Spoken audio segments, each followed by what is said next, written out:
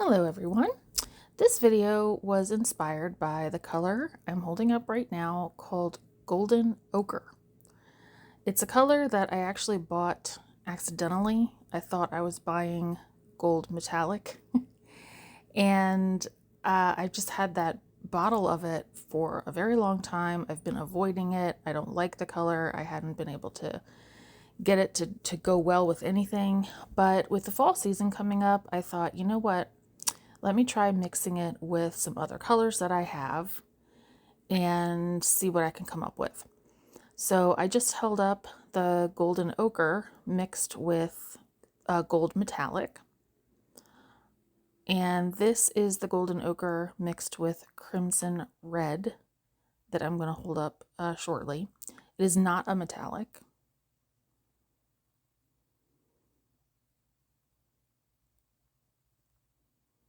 There's the crimson red. These are ready to pour paints. That is the golden ochre mixed with a brown, and it's a leftover regular brown acrylic paint that I had randomly. That is the golden ochre mixed with black acrylic paint, and this is the golden ochre mixed with green acrylic paint.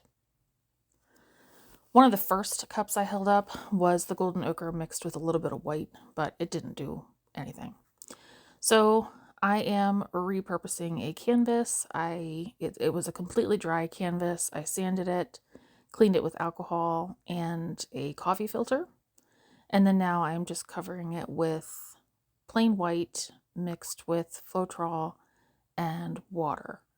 My ratio is 1 part acrylic paint.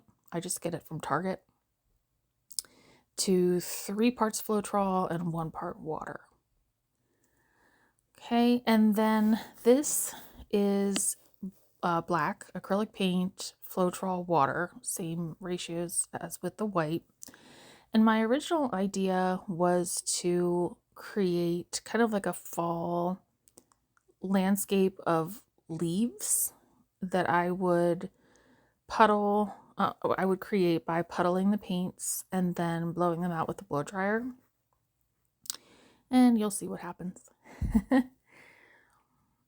I've been using the blow dryer lately after a long hiatus away from it, and was really just experimenting because, again, all of these paints are made with the golden ochre.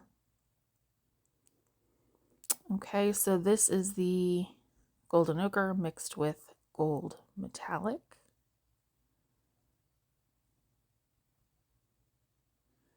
There's no silicone oil in any of these paints.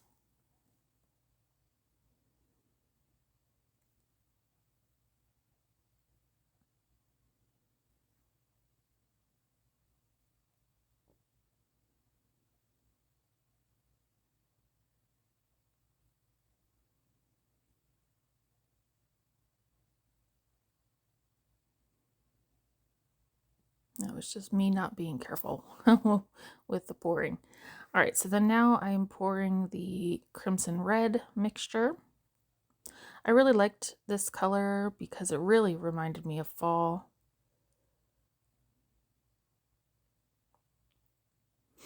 And I knew I didn't want the red and the green next to each other because it would make mud.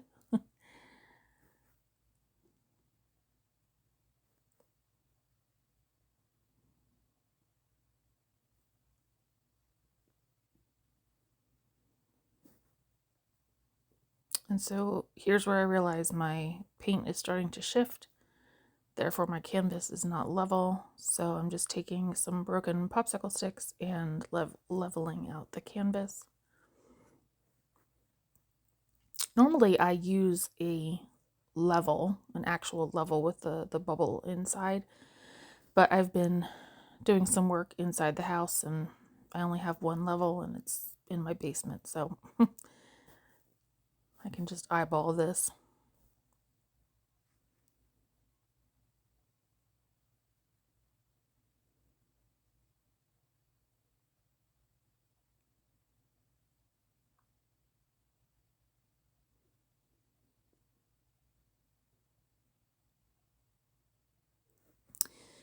So again, that's the golden ochre mixed with green acrylic paint. It was a really old bottle of acrylic paint that I found at my grandparents' house. And it was kind of like a forest green. It's not worth me showing you the bottle of it because I used the rest of it up and it was so old. Okay, so I am adding a little bit of extra white around each of the rings just to give the puddles something to flow on. In retrospect, I did not have enough white paint.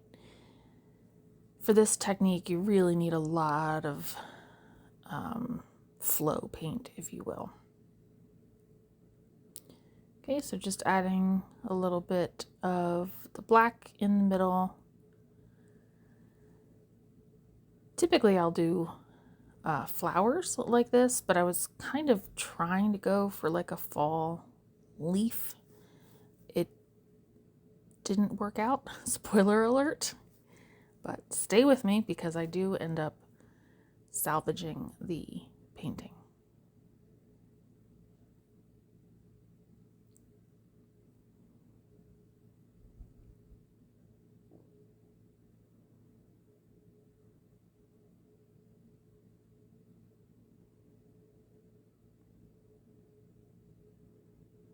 So I'm just getting my hair dryer ready to go. I will be holding it upside down. I have the attachment on the end, and I'm just trying to push some of the puddle paint toward the middle and then going from the middle outward. I left this part in real time, so I'll just let you watch and enjoy.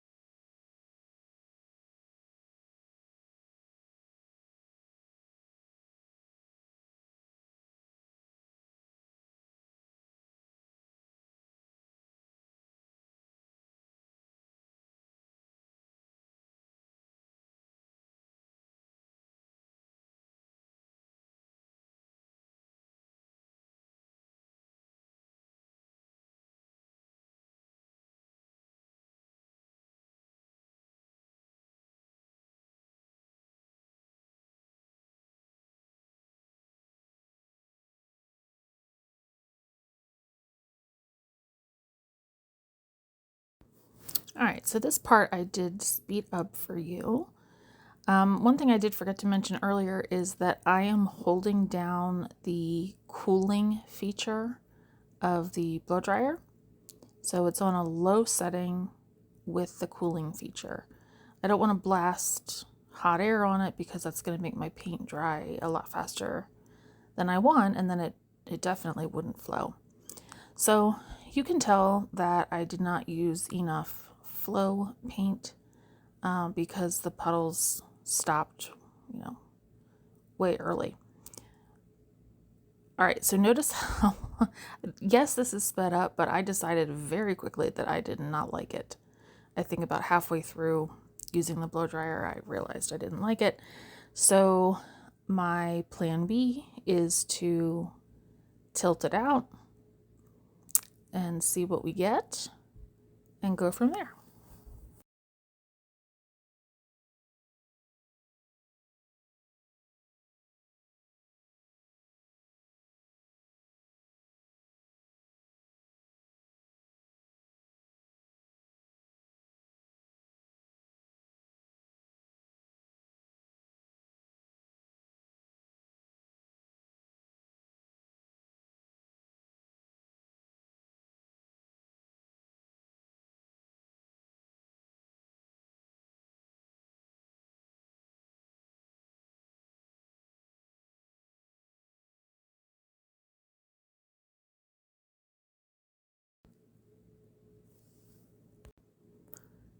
So initially I was like, do I like it the way it is? And I decided I didn't. It was just too busy. So I took my remaining black paint that I used prior. It was a roughly 2 ounces, maybe 3. And I added 2 drops of silicone oil. And I'm currently just mixing it up. And I'm going to do a swipe. And I had high hopes that the swipe would turn out well because my colors weren't yet really muddy. They kind of started to mix, but the colors were still distinct enough. I had good solid areas of black and white, so I was hopeful. And I end up using a technique that I'm trying to think of which artist it was. I watched so many other artists on YouTube. But they did this swiping technique where you kind of alternate which direction you're swiping in. And so I'm pouring just a little bit of the, again, black mixed with the silicone oil. And you'll see shortly how I do it. I could have also just dipped the, I ended up using a paper towel, actually. I could have just dipped the paper towel into a puddle of the swiping paint, black paint, but I didn't mind this method. I didn't mind having some solid parts of black added to my canvas. So I'm using a regular kitchen paper towel. It is dry, not damp. I've used damp ones in the past and it works just the same in my opinion. You just have to make sure that you have good contact with the paper towel and the swiping paint before you start swiping. And notice I didn't go in a perfectly straight line. I wasn't really trying to because I knew ultimately it didn't matter, that I would still get beautiful cells. The paper towel, I just kind of ripped it to match approximately the size of the swipe that I wanted to do. You know, I could have done maybe 2 giant swipes in the other direction. I could have done a whole bunch of tiny little swipes. It's just totally up to you. This is what I felt like doing in the moment, so I went with it. As I'm swiping, I make sure I try to catch the edge on my way down. And you'll see toward the end that I do go over the top and bottom edges, top and bottom of our screen here. Basically just so it matches. But I'll just let you watch and I'll check back in a little bit.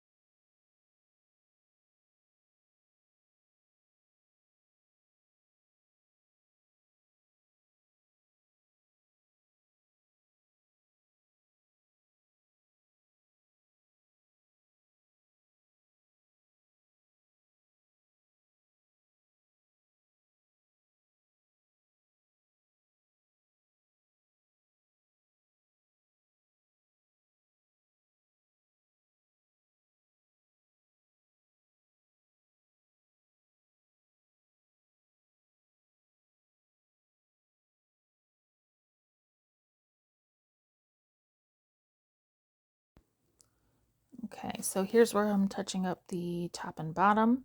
I just took a small strip of the dry paper towel and I dipped it into the black swiping paint that fell off the sides. So I wasn't pouring any extra, just using what I had kind of as runoff. And I want to say just one swipe per side should be fine. I think I messed the bottom up a little and I end up going back over it one time. But the nice thing with swipes is that you can go back over them. I would say at least you can do a total of 2 probably safely without getting too muddy. I'm sure you can do more sometimes, but I knew I was kind of walking a fine line between mud and actual beautiful colors. So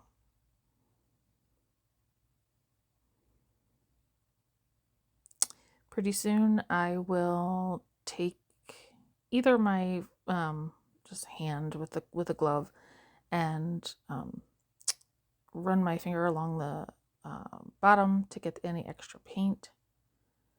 Actually, right now I am just tapping any dry areas. So with my hand with a glove on, I will just pick up any paint that has fallen off and dab it back onto the canvas if it's a spot that I missed or don't like. But yeah, there we go. So sometimes I just use my hand, and in this case I'm using a piece of a popsicle stick, just running it under the bottom to scrape off any of the dripping paint. I didn't have a whole lot.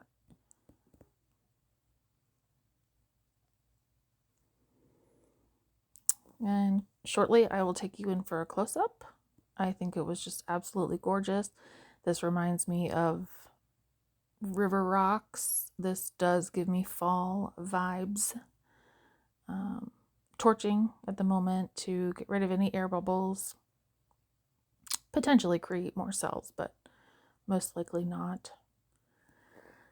And then I will cover it with a net and let it dry under the net for minimum 24 hours, usually 48 hours. And then I move it to a different area and let it dry for several weeks before deciding how I want to coat it, either with a varnish or epoxy. That's usually my go-to. But I just thought these were so cool. They really do remind me of stones or bricks or a mixture of the two. And again, I still got the fall colors I was looking for, so I'm very happy with this. It's not what I originally pictured. I did end up doing another set of paintings after this one that I haven't yet shown you. And I did end up getting the fall leaves that I was going for. So I'll show that to you in another video. Thank you for watching, and I'll see you in the next video. Bye-bye.